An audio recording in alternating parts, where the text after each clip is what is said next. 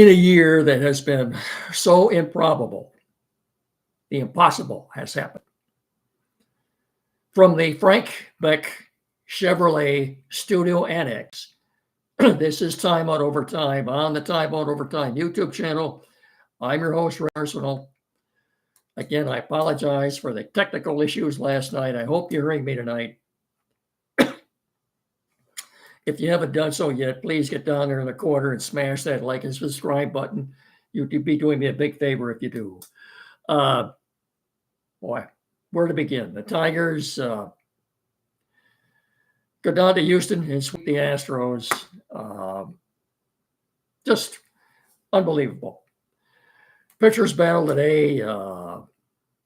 Tigers, another bullpen day. They took a 1-0 lead into the 7th inning thanks to a Parker Meadows home run. Came in with Jack Jobe. His defense behind him let him down a little bit. Bottom line is, at the end of the 7th inning, the Astros had a 2-1 lead. So they come in with their two best pitchers and their closer, Josh Hader, their closer, and Ryan Presley. The Tigers proceed to score 4 runs. Pardon me. Storm back. Thanks to a 2 off bases little pinch hit double from Andy Ibanez and win the game 5-2.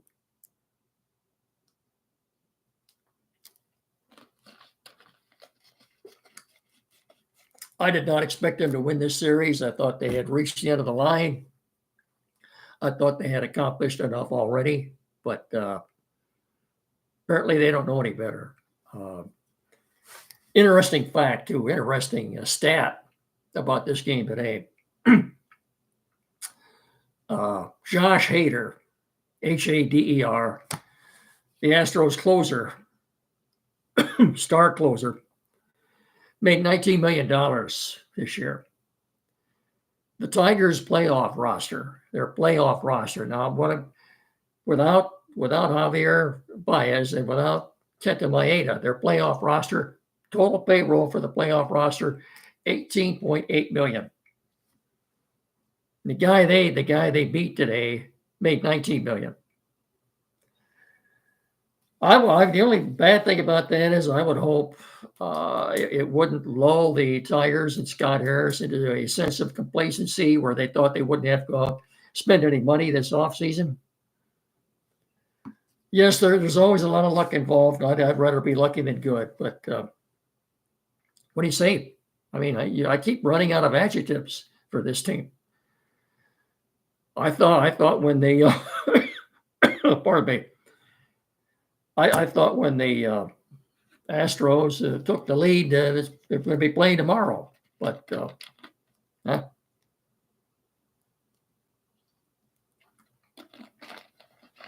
so they're headed to Cleveland. Game 1 will be at Progressive Field on Saturday at 1:08. Tanner Bibby will be pitching for the Guardians. He have a record of 12-8, and I believe an ERA of 3.72. Tigers will start TBD. And if I'm the Guardians, I'm getting pretty worried because TBD is the last person in the world I want to face. Game 2 of that series will be Monday at 4:08. And I'd like to remind you that these games are all on TBS. 4:08 Monday. It hasn't been announced yet, but we must assume that Turk Skubal will start game 2 for the Tigers. I think your motive or your accomplishment would be to just get out of Cleveland with a sweep. Just get out of Cleveland with a sweep. Now, game 3 of the series will be played at Comerica Park. On Wednesday, we don't have start times for Wednesday or Thursday at Comerica. If a game 5 is necessary, I'm so excited yelling at the TV today that I'm losing the voice. Really. If game 5 is necessary, it'll be played in Cleveland next Saturday. So far, the only starting times we have are for Saturday and Monday. Saturday 108, Monday 408 on TBS. What can you say about this team? Andy Ibanez, with 2 strikes on him, he's the last person in the world I expected to do this off of off of Josh Hader. Hader is their closer. And speaking of that, the series in Cleveland, they will be up against the best closer in all of baseball, Emmanuel Clase. He is the only pitcher who could probably threaten Terry Scuba to win the Cy Young Award. He's been that good. So if you're the Tigers, I would suggest to you that you try not to get behind too late in the game, or more than likely the game is over. Little preview about the Guardians. Of course, they've got their all-star, all-world third baseman, Jose Ramirez. The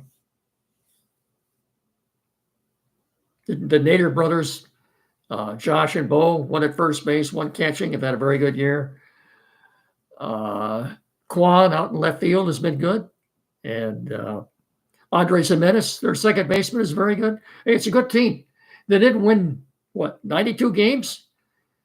They didn't win 92 games with smoke and mirrors. This is a very good Cleveland Guardian team. And nothing would surprise me anymore. I didn't give the Tigers much of a chance in Houston, and look what happened. And I don't know what to tell you about this Indian series. If the Tigers were to beat them, now they haven't seen the Indians since July. This is a much different Tiger team when they faced them in July. It was late July. They played 4 games in Comerica Park, and I think the Tigers took 3 out of 4. This is not the same Tiger team that played them then. Yes, the Indians did win 7 of the 13 games played this year. But as I say, they haven't seen Cleveland since the end of July. And this is not the same team. Phenomenal. I've lost adjectives to describe this team and what they've done up to this point. But nothing short of sensational. Impossible. Don't even try to explain it. Just hop on and enjoy the ride. The colder weather is closer than you really want it to be. And the service department at Frank Beck Chevrolet says now is the perfect time to make an appointment to make sure your vehicle is ready for the winter weather ahead. Let them check the strength of your battery, your belts and hoses, wiper blades, antifreeze, and more. Plus, now is the perfect time to get that new set of tires so you don't go skipping and sliding down the highway. And if you don't think your car will make it through another rough Michigan winter, let the sales pros at Beck's help you find a vehicle for all seasons. The 2025s are rolling in there pretty much nearly every day, so their selection is tops. And you can check out their selection on their webpage at frankbeckchevy.com. Or better still, stop by the dealership on N99 between Hillsdale and Jonesville and let them help you experience the Frank Beck difference. Chevrolet, together, let's drive. Quick word on Michigan. They are playing out in Washington. We'll play the Huskies Saturday night at 7:30. I believe that's on NBC, Channel 10. Michigan State will be playing Oregon. I believe the starting time here would be 9 o'clock. Oregon is like a 23.5 point favorite. Michigan is like a 2.5 point underdog against Washington. As I said, the Michigan State-Oregon game is scheduled to start at 9 o'clock. And I think I'm not sure what channel that's on. I'll let you know when I come back on Saturday. So I'm doing the show tonight, so there will be no show tomorrow. I just so geeked up over what the Tigers have done. I'm happy for the people of Detroit.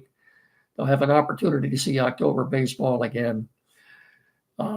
Let's hope they get a split in Cleveland, come back here and win the 2 games at Comerica so they can do more celebrating on the field again. I wouldn't put anything past this team anymore, or they really wouldn't. Lions, when the Lions schedule first came out, looked at that. Your bye week is awfully early, right? After just after 4 games, you're playing a bye already. As it turned out, it couldn't have come at a better time for us.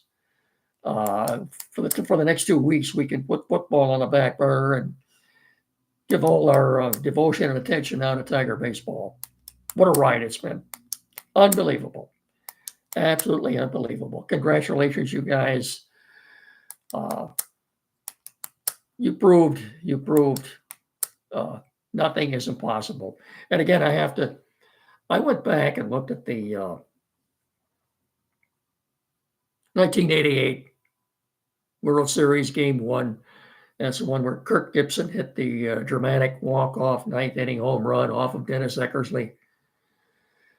And Vince Scully, with the crowd roaring, as he could only poignantly say, in a year that has been so improbable, the impossible has happened. So I have to admit, I stole that line from Vince Scully, the late, great Vince Scully. Nothing could be so truer about this Tiger team. So, hey, enjoy what you're seeing, everybody. Like I say, don't try and come up with logical explanations for what's happened. Obviously, it would not surprise me to see the Tigers beat Cleveland. If that indeed would happen, the Royals are going to be playing the Yankees. I don't give the Royals much of a chance against the Yankees, but then again, you never know. Just in case, it would be the Tigers and Royals in the American League Championship Series. The Royals would have home advantage because they won the series 7-6 this year. But I think right now we're putting the cart way ahead of the horse. Let's just, I think their objective in Cleveland should be to get out of there with a split. You don't want to go down 2 games in a 5-game series. Find one way to win at least one game anyway. I feel pretty good with Scooble going on Monday. That's going to do it. I think we're done here tonight. I'm going to try to rest the voice. Maybe a little honey, lemon juice. I don't know. Anyway, don't forget the Timeout Show on Saturday morning from 9 to 10 with Andy and Jed here locally on WCSR 92.1 FM. And until the show and until Saturday, I will talk to you again on Saturday sometime, probably before the Michigan-Washington game. Please treat each other with respect. Have a good rest of your evening. Go Tigers, and so long, everybody.